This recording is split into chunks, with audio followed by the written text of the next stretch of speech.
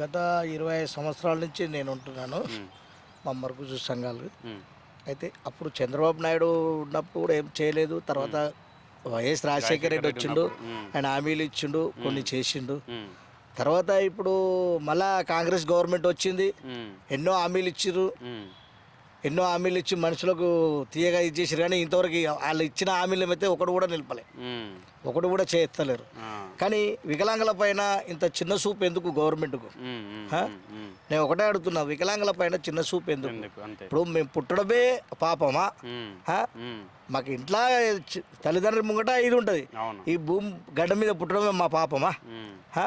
ఉమ్, అందుకే నేను అయ్యా ముఖ్యమంత్రి గారు ఒక్కసారి వికలాంగులను చూడండి, ఉమ్, చూసి మా దిక్కు ఒకసారి ఆలోచించండి. ఉమ్, మా పరిస్థితులు ఏంది? మీరు ఒక పింఛన్ ఇస్తే పింఛన్తో మాకు అవుతుందా? అవును, కాదు. కాదు. పింఛను వేస్తున్నారు, ఇంతవరకు పెంచలేదు పింఛను.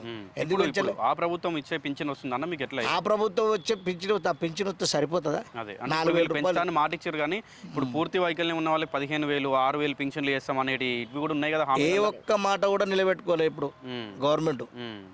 అలాగే చైర్మన్ ఇచ్చారు, కానీ చైర్మన్ మాత్రం అసలు ఏం పట్టించుకుంటలేడు.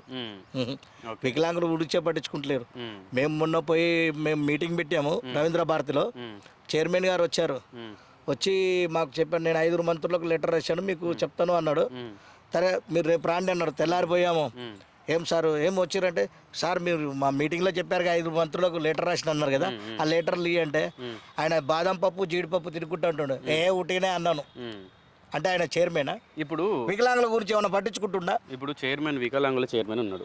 వికలాంగుల చైర్మన్ అంటే వికలాంగుల నుంచి వెళ్ళే చైర్మన్ కావాలా, లేకుంటే వేరే వాళ్ళు చైర్మన్ అయితే బాగుంటుంది అంటారా? లేదు, వికలాంగులే కావాలి చైర్మన్, కానీ వికలాంగుల గురించి పట్టించుకోవాలి.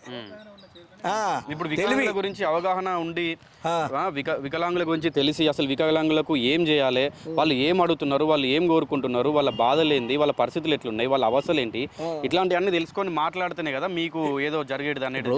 చైర్మన్ అన్నప్పుడు ఎట్లుండాలి? ఇప్పుడు దూరంకి వెళ్ళి వస్తారు, ఓ డిస్టిక్ నుంచి వస్తారు. మాకు ఒక చైర్మన్ ఉన్నాడు, ఏమో చేస్తాడని ఆశతోటి వస్తారు. నువ్వు ఆడ ఉండలేవు అసలు ఆడ ఆఫీస్లో.